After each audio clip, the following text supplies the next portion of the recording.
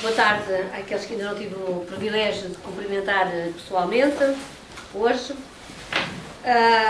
e agradecer as palavras amáveis do nosso anfitrião. De facto, esta livraria Orfeu cumpre uma função importantíssima aqui em Bruxelas de promoção e divulgação da cultura portuguesa e não apenas da literatura portuguesa, uma vez que também aqui se realizam exposições.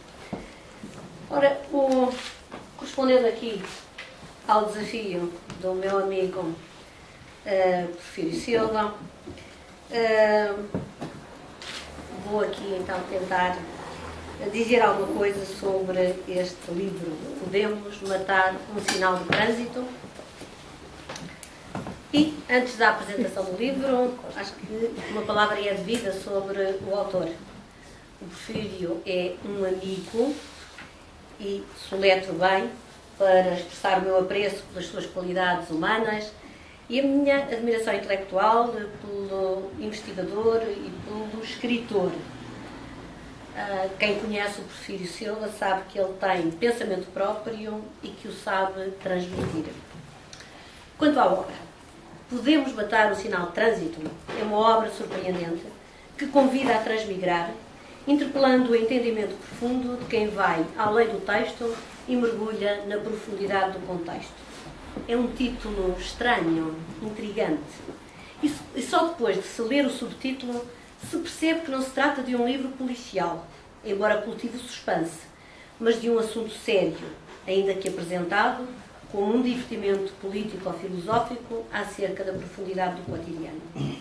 Mas dizer só isto não seria contar bem a história, como é afirmado no ponto 100. A melhor apresentação do livro é, aliás, feita pelo próprio autor, e cito: sem ser um romance, este livro é como um romance. No fundo, conta uma história que queremos saber como acaba. Sem ter a forma de um ensaio, é um ensaio.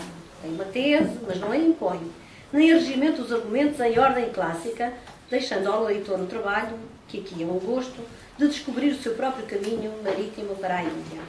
É um divertimento, porque divertirá o leitor tanto ou mais do que divertiu o autor, mas é filosofia, por ser pensamento estruturado para lá das fronteiras das disciplinas, e a política, por questionar dinâmicas profundas da nossa vida. Fim de citação. Está tudo dito, mas noblesse oblige, terei de acrescentar mais alguma coisa. O sinal de trânsito é o leitmotiv de uma narrativa que interpela o leitor e o transporta dos becos e vielas da vida para a profundura da interpretação filosófica. Mas é no ponto 132 que encontramos as respostas para a pergunta do título e encontramos também a chave de leitura desta complexa narrativa.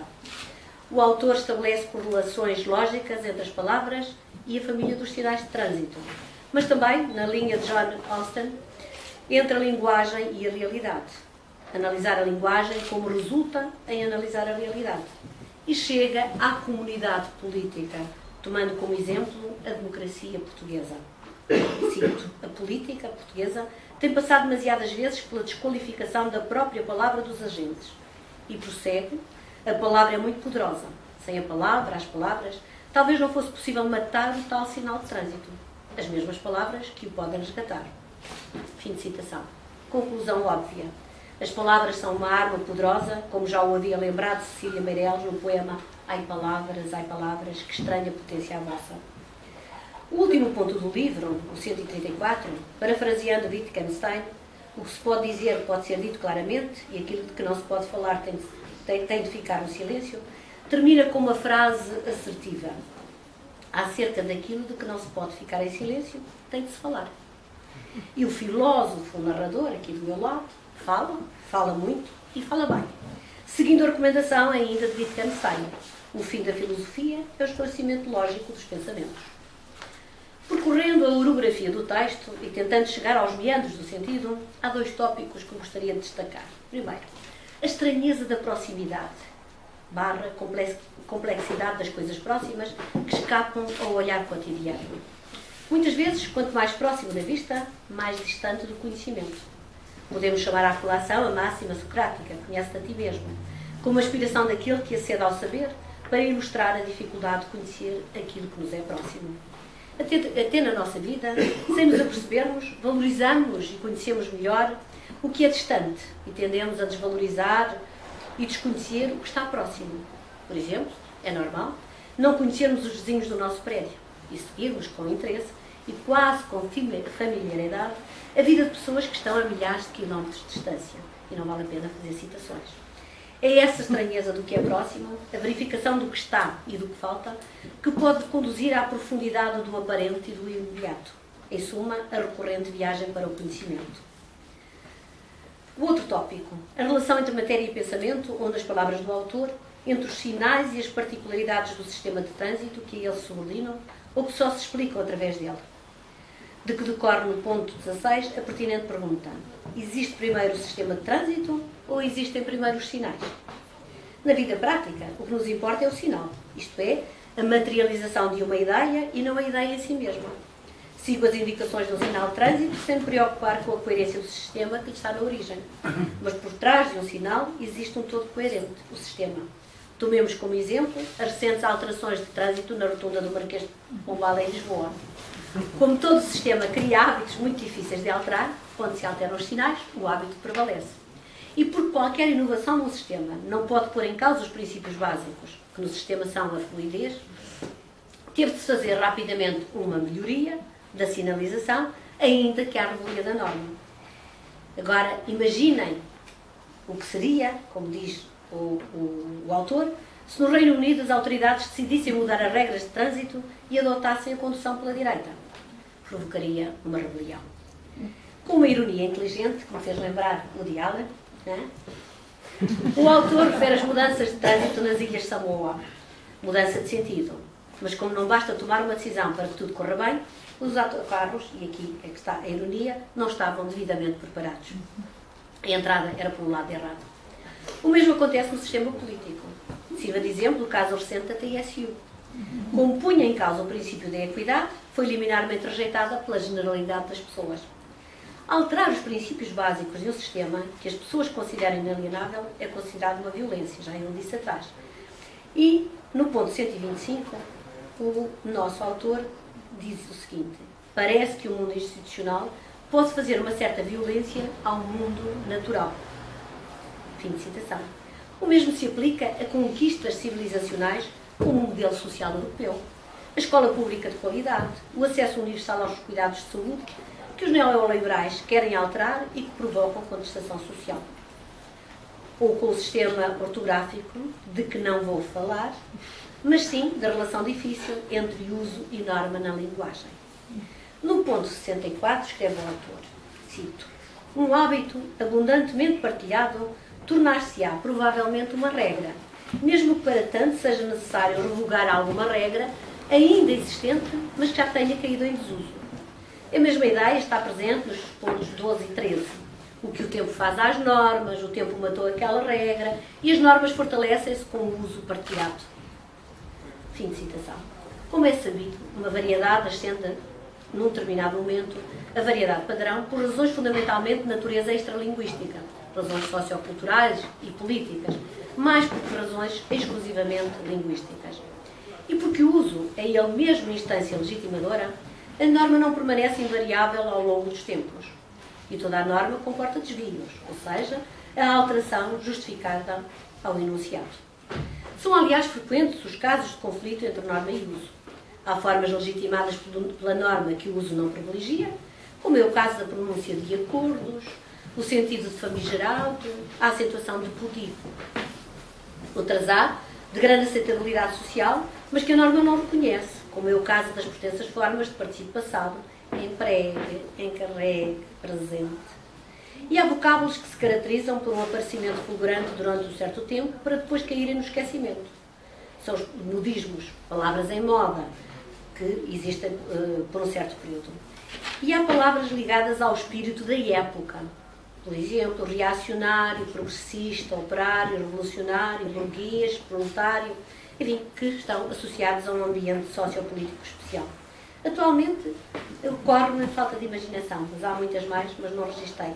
Ocorre-me um mandatório. As incursões linguísticas do autor chegam à relação forma-função, que remete para a relação significante-significado e a arbitrariedade do signo linguístico em palavras como garfo, clipe e post-it. Nas relações sociais, o poder é mutável, manifesta-se e varia de relação para relação, de contexto para contexto. A linguagem, em contexto institucional, adquire novos poderes. O poder de, ao dizer, fazer. Dizer e fazer com palavras. O autor parte então para os atos de fala, teorizados por John Austin e John Searle, e bem documentados no ponto 120, onde o autor distingue o valor da palavra na celebração de um casamento e numa cena de casamento num filme de Manuel de Oliveira. No primeiro caso, as palavras proferidas, declaros marido e mulher, produzem efeitos no próprio momento em que são proferidas. No segundo caso, não têm qualquer valor. A diferença é institucional, explica o autor. Para Austin, os atos de fala são emissões performativas, que ao serem proferidas, dão a impressão de dizer apenas algo, mas que correspondem à realização de uma ação. Daí as perguntas do autor. Por que é que os autores do Bloco 31 da Armada, quando a 10 de agosto de 2009 subiram à varanda dos Passos do Conselho de Lisboa e hastearam a bandeira azul e branca, não restauraram a monarquia, como disseram ter feito, reclamando que foi precisamente com esse gesto que em 1910 foi proclamada a República? Outro exemplo. O que explica que Obama tenha repetido o juramento como presidente no dia seguinte à cerimónia de tomada de posse, assistida por milhões de pessoas, desta feita sem anúncio prévio, num ambiente recatado e perante um restrito número de testemunhas? Outra pergunta ainda. Quando cai um sinal de sentido proibido, por esse facto desaparece a proibição de circular nesse sentido naquela rua? Bom, acho que neste momento já estamos aptos a responder. E, portanto, não vou eu adiantar as respostas, porque cada um já consegue dar. Aprendi com o Bernardo Soares que tudo que vemos é outra coisa e que tudo quanto o homem expõe ou exprime é uma nota à margem de um texto apagado de todo. Mais ou menos pelo sentido da nota, tiramos o sentido que havia de ser o do texto, mas fica sempre uma dúvida e os sentidos possíveis são muitos. Descobrir essa outra coisa, trazê-la da penumbra do contexto para a luz do texto, decifrar os sinais, descobrir os sentidos possíveis, dissipar a dúvida, é o prelúdio da compreensão do verbo, o princípio de tudo. É essa a aventura que o Porfírio Silva nos propõe. Os leitores de Podemos Matar um Sinal de Trânsito têm de ser atentos, capazes de ascender ao essencial, disponíveis para a aventura das palavras, dos sinais e dos símbolos, enfim, para a vida, em toda a sua complexa simplicidade. Ao longo de toda a narrativa, o leitor diverte-se com o insólito dos casos, confronta-se com o seu significado e questiona o adquirido para embarcar na aventura de descobrir o outro lado, o lado mais profundo, dos pequenos nadas de que é feito o nosso cotidiano. A relação que o narrador estabelece com o leitor é plurifacetada, o que merece uma chamada de atenção. O eu do narrador emerge individualizado, sem máscaras ou nomes. Por vezes desdobra-se, nega-se, oculta-se, identifica-se com o autor. O narrador parte da sua experiência. E cito: já vivi a experiência de uma crise alimentar. Fim de citação. Umas vezes apresenta-se cúmplice do leitor, usando o plural narrativo nós, desde logo no título, Podemos, e no ponto 105 diz o seguinte: atentemos nas proposições de Tumolini e Castelfranchi. E chega mesmo ao tratamento familiar do tuteamento, no ponto 100. O sistema continua a sua vida, mesmo que eu ou tu, ou o nosso vizinho, se sinta injustiçado por esta ou aquela decisão concreta, desde que ela tenha sido tomada conforme ao procedimento. Fim de citação. Depois, num registro coloquial e à boa maneira de Garrett nas Viagens da Minha Terra, interroga o leitor. Surpreendidos? Não me parece. Às vezes o narrador singulariza-se para falar da sua experiência pessoal e partir de um caso concreto para o geral, numa oscilação entre o eu e o nós que não é desprovida de sentido. Mas outras vezes adota o registro pedagógico, de pergunta-resposta, numa bem conseguida tentativa de envolvimento do leitor para manter intacto o interesse. No ponto 94 diz: dissemos lá, muito atrás, neste texto, no ponto 107, atentem no que vos relato. Parece estranha esta visão? Considera o leitor, por exemplo, a relação entre o seu telemóvel e o seu computador e os seus processos de pensamento. Como é que tudo isto se conjuga? Fim de citação. Termino dando a palavra a 3 crianças. A primeira, Do blog do Porfírio, retirei estas frases da redação sobre as palavras feitas, da redação sobre as palavras, feita pela Mariana, aluna do 4º ano. Diz ela: há palavras boas e palavras más. Há palavras bonitas e palavras feias. As palavras também servem para dizer e consolar ou sofrer. Fim de citação. Segundo testemunho, quando estava a ler este livro, o meu neto Diogo, aluno do 3º ano, perguntou-me: por que riscas o livro, vovó? É trabalho? E terceiro testemunho, o Vicente, irmão do Diogo, do 1º ano, ao ver a capa do livro, estranhou: estás a ler um labirinto? Pois é, no ponto 101 é do labirinto que fala o autor. 3 crianças que revelam capacidade de observação e de interpretação do real, no fundo, que não se limitaram a olhar, souberam ver, porque, como nos lembra o autor, não basta ter os olhos abertos para ver. E agora, façam o favor de ler, podemos matar um sinal de trânsito, de olhos e mente bem abertos. E bom divertimento. Muito obrigada.